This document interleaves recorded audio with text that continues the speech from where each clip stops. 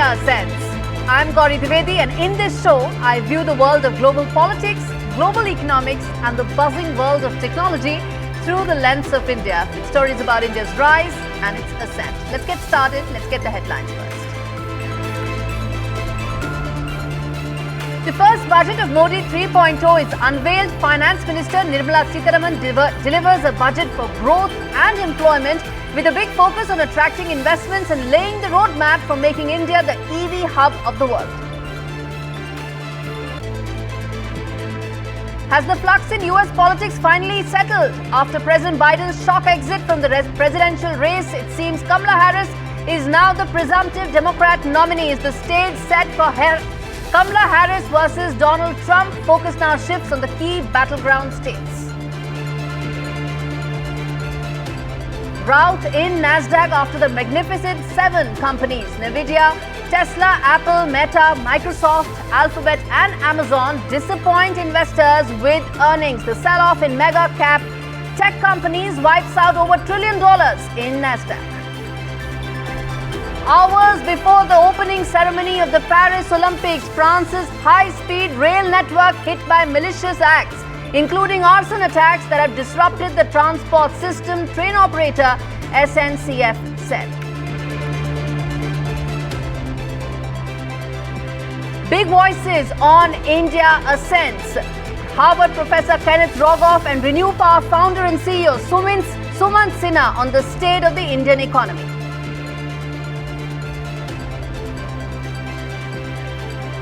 India celebrates Kargil Vijay Divas as Prime Minister Modi led the nation's tributes to its soldiers, marking the 25th anniversary of its victory over Pakistan. Pakistan had attacked India 3 months after it signed the Lahore Declaration in 1999.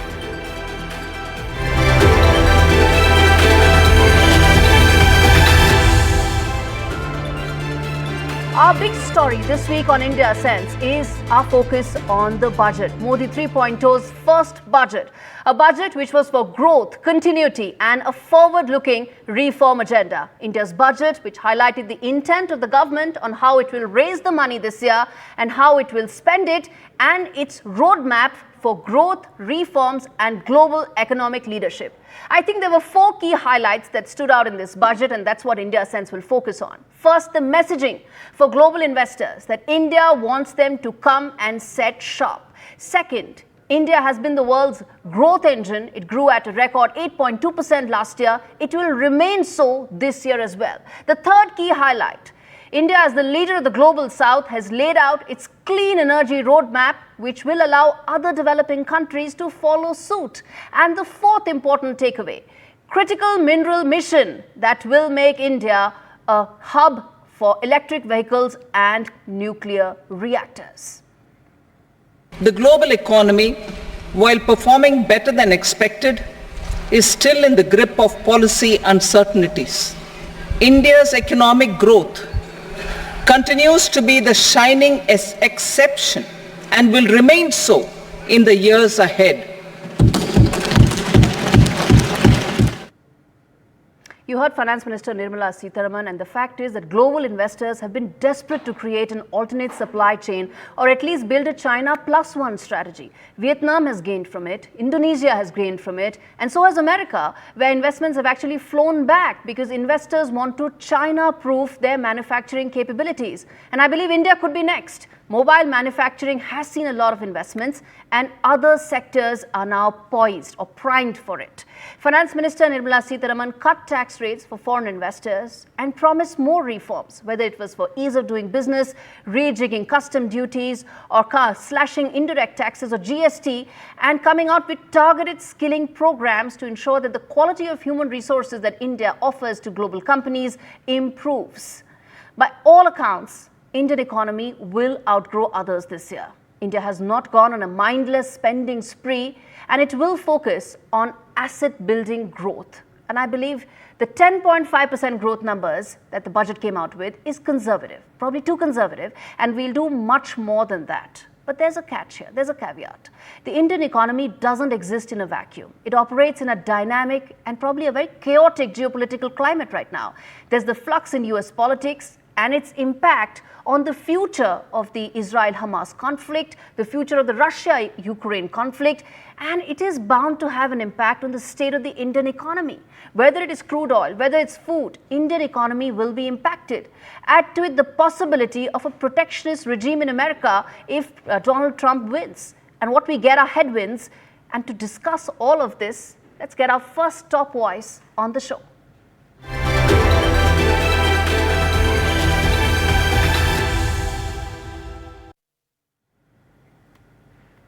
All right, the first top voice on the show, Professor Kenneth Rogoff, Professor of Economics at Harvard University, joining me on this show. Thank you so much, sir, for taking out the time and speaking to me on Prime Minister Modi's first budget in his third term. And let me start by asking you this, sir, that the state of the Indian economy, how do you view it? We've done better, we expect more reforms. What is the trajectory that you expect us to take from here on?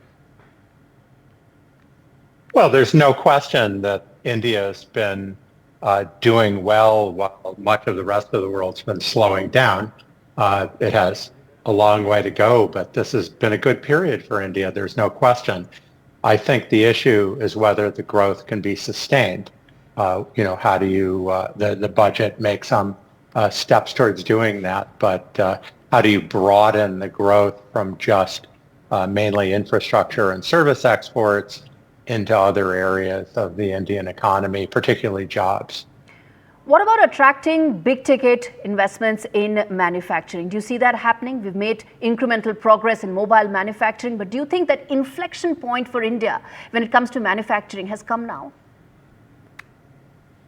Well, I think the challenge for India is that one of the things that's been holding Indian growth back is this tariff wall, which is much greater than really any other major economy in the world, maybe Brazil. So modern manufacturing is very hard to do all in your own country. You have the Asian supply chain, you get parts from different countries. You can try to have a lot of it done in your country, sure, but it's hard to have all of it. So that's been a perpetual handicap for India in building up in manufacturing.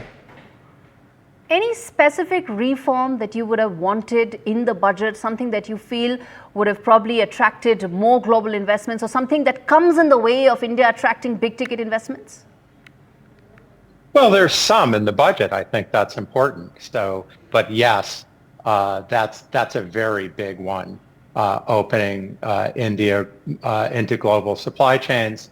That also would put pressure on the monopolies in India, the very large conglomerates that control an increasing part of the economy.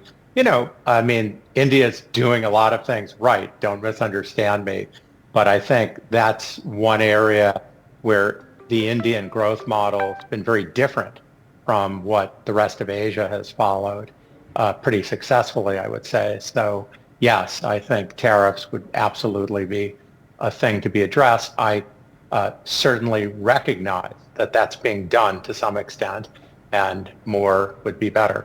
Of course, more can be done. We want to attract more investments. We are on a reform path. We want to train our workforce to be future ready. But there are variables beyond our control. How do you see the geopolitical climate that India operates in impacting its economy? Well, it's not good to have all this global conflict going on. It has to be said, India has been handling that quite adroitly.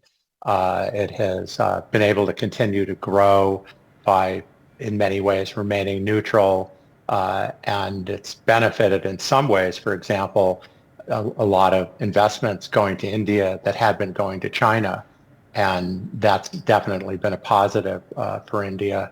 But certainly if we have conflict get worse, I don't know how much worse the Russia-Ukraine war can get, but certainly the Middle East could get much worse, and the Taiwan Straits could get much worse. And, on the whole, those aren't good for India. I think this is a situation where India's neutrality has served it well, but still, on the whole, it would be better to have the world growing well than just to have India doing well. Absolutely, absolutely, Professor Rogoff. Thank you so much for taking out the time and speaking to me on India Ascents. Now, future economic battles will probably be fought on access to minerals and who has how much of it. And China seems to have acted fast. It's built up enormous stockpiles of critical minerals. And the budget, Indian budget, has set up a critical minerals mission to ensure that India also now catches up on this. It ensures that minerals that are crucial for sectors like renewable energy, space, defense, telecom, high-tech electronics and nuclear energy now remain available to India now and going forward.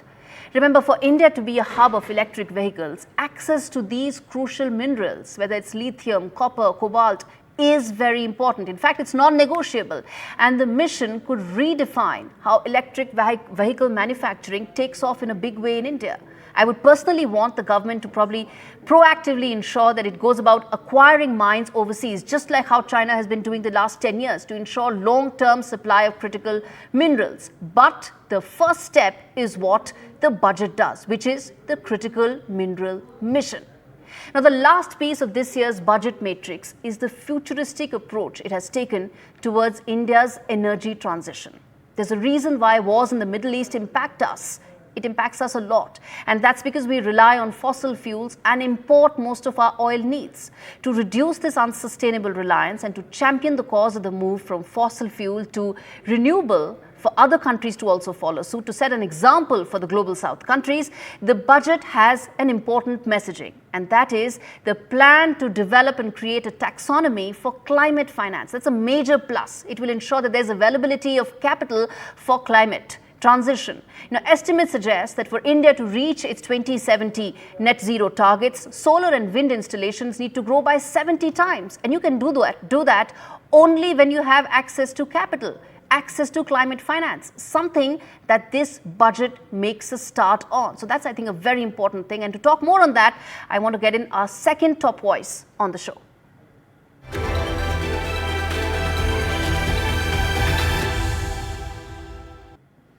Second top voice on the show, Sumant Sinha, CEO and founder of Renew Power, one of the world's leading renewable energy companies and India's first clean energy to be listed on the NASDAQ. Mr. Sinha, thanks much for speaking to me on India Sense.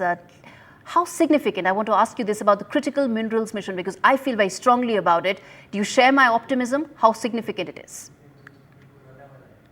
I think, look, it's very significant. There's no question about it. It is very clear that the clean energy the revolution that we are in the midst of right now is going to require a very different set of minerals compared to earlier fossil fuel type minerals. And the sooner we as a country start moving in the direction of being able to get supply security for those minerals, and the more we can look at setting a manufacturing capacity in those areas. And so I'm glad that the government is moving so expeditiously in trying to make sure that we have that kind of procurement policies and so on in place. Now, keep in mind that, of course, China has beaten the rest of the world because they started this process several years ago. Yes. India is at the vanguard of the next set of countries that are moving forward in this direction. And so I think we are still, at a point where we haven't lost the battle. And I think it's great that the government is doing what it's doing.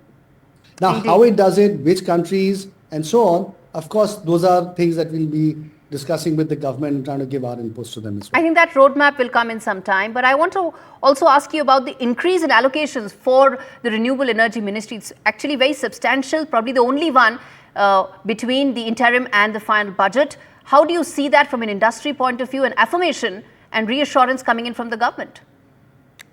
So look, I think it just reaffirms the fact, as you said, that the government is in fact wanting to make MNRE, the Ministry of New and Renewable Energy, a very central player in the energy transition in the country. And look, right now MNRE is running a number of different schemes, and all those schemes will require a fair bit of financing. So as I said, offshore wind is something that will require viability gap funding. Then they have the same thing happening, viability gap funding for batteries as well. Then with the new pumped storage policy, there's likely to be some VGF for that also. So there are a number of different initiatives that the government has started off that will all require to get funded, including, for example, the rooftop, the PM's rooftop scheme.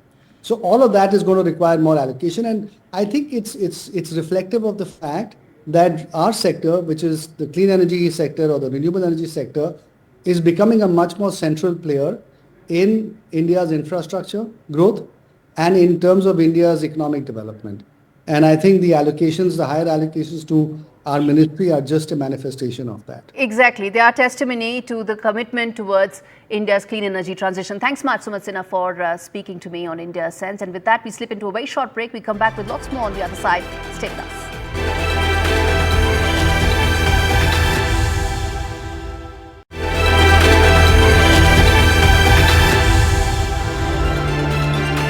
Welcome back. You're watching India's Sense. It's now time for the first wide-angle story on the show.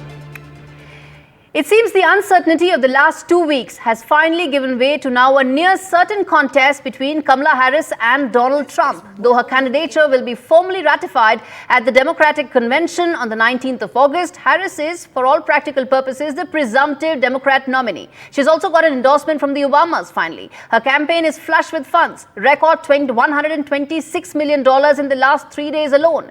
But the contest now shifts to the battleground states. 6 of them on your screens are one of them. I'm taking them one by one. First is Arizona, has the lowest proportion of black voters in the country. Next is Nevada, which has the highest proportion of Latino voters. Then where Trump's anti-immigration stance will have an impact. Then there's Georgia with the highest proportion of black voters in America. Michigan, highest population of Arab Americans. There you can see. Gaza war will be a key issue there. Then there's Pennsylvania, electorally the most important state in America, highest electoral college votes, 19. And then there's Wisconsin, where the fight is likely to be very close. In fact, in 2019, 2/3 of most of the poll events were just in these swing states, handful of them. And that is where the entire battle has now shifted. Remains to be seen whether it's going to be Kamala Harris or whether it's going to be Donald Trump that will swing these states in the next couple of months. The next wide-angle story on the show. Israel Prime Minister Benjamin Netanyahu was at his emphatic best, combative best when he addressed the US Congress.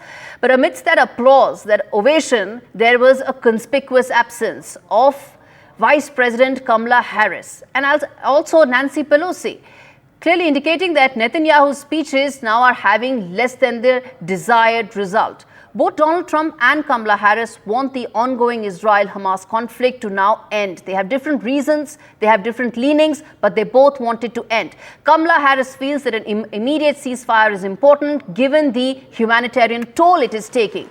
For Trump, this war has been a PR disaster. He wants it to end right away and he doesn't want his campaign to be affected by it at all. But make no mistake, Trump has been the most pro-Israel US president ever, but he senses that the electorate doesn't stand on it as much as it did probably 6 months down the line. This leaves Netanyahu with very little wiggle room because add to it the shrinking of his base in Israel as well. So where does that leave him? He will have to probably accept a peace offer, even as he wants the war to move to the next stage. He's gone deep inside Gaza. He's now going to Khan Yunis, but back home, his options are running out. He's running out of time. But take a look at what he's doing with the next phase of the war. The Prime Minister of the State of Israel.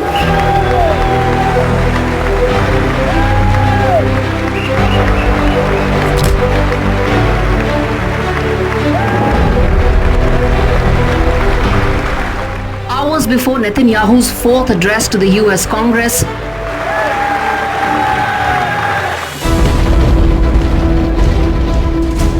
Israeli forces carried out fresh raids in Gaza Strip. The attacks affected homes and towns in the eastern part of Khan Yunis in the southern part of Gaza. These were the latest attacks in the 9-month-long war started after Hamas attacked Israel on the 7th of October, killing 1,200 people and taking 251 hostages. Since then, Israel and its combative Prime Minister Benjamin Netanyahu have pledged the attacks will continue till Hamas has been completely destroyed. The latest Israeli attacks in Khan Yunis comes after Israeli military ordered evacuation of a part of the Gaza Strip designated as a humanitarian zone. Palestinians meanwhile claim that the death toll of Israel's attacks stands at 39,000, a figure Israel disputes. Meanwhile, Israel continues to focus on Khan Yunis. even as two UN agencies, UNRWA and UNOCHA, have claimed Israel attacks have forced 150,000 people to flee the Gazan city this week alone. As Israel continues its hunt for all of Hamas's commanders, its tanks were pushing deep inside Bani Sulayla district and its operations in Al-Qarara continue. With Hezbollah in the north, Hamas in Gaza and Iran-backed Houthis in Yemen, Netanyahu's 9-month-long offensive has now entered its deadly phase 2. Even as back-channel negotiations for a peace deal have gathered steam. Remains to be seen how long a negotiated peace settlement could take. With that, it's a wrap on this edition of India Sense. Thanks so much for watching.